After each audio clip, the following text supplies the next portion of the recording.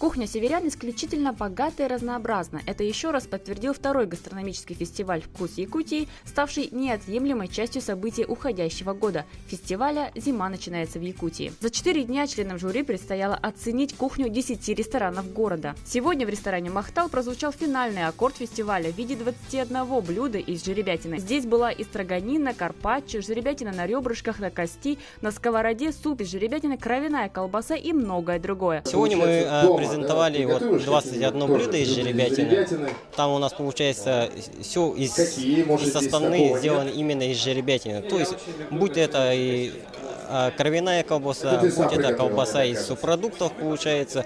Ну и в основном там стейки.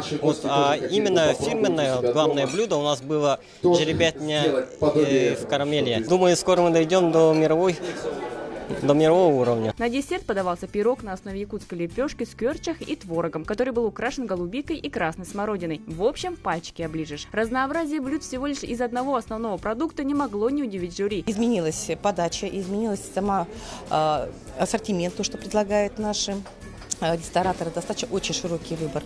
И, конечно же, это радует, потому что все, что сейчас представляется на этом фестивале, это практически повседневное меню наших ресторанов. В этом году достаточно очень много изделий именно рыбных, из жеребятины. Вот сегодня мы в Махтале 21 блюдо из жеребятины.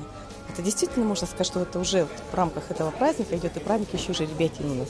Поэтому, конечно, он интересен достаточно, наверное, и не только Российской Федерации, но уже и иностранные гости к нам приезжают. Это, конечно, радует. Хотелось бы отметить, что для жюри предстоит очень сложный сегодня день, потому что жюри должно будет подвести итоги. Всего у нас будет 4 номинации, то есть за лучшее оформление, за лучшую презентацию, за новинку что-то, да. Ну и самое главное, конечно, это гран-при, это кубок от главы городского округа города Якутска Сергеевича Николаевича. Интрига будет раскрыта завтра в 12 часов дня в спорткомплексе «Триумф» во время ежегодного конкурса «Строганина». Приходите побаловать себя и поболеть за свой любимый ресторан. Надежда Ефимова, Джулустан Трофимов, ЯСЯ.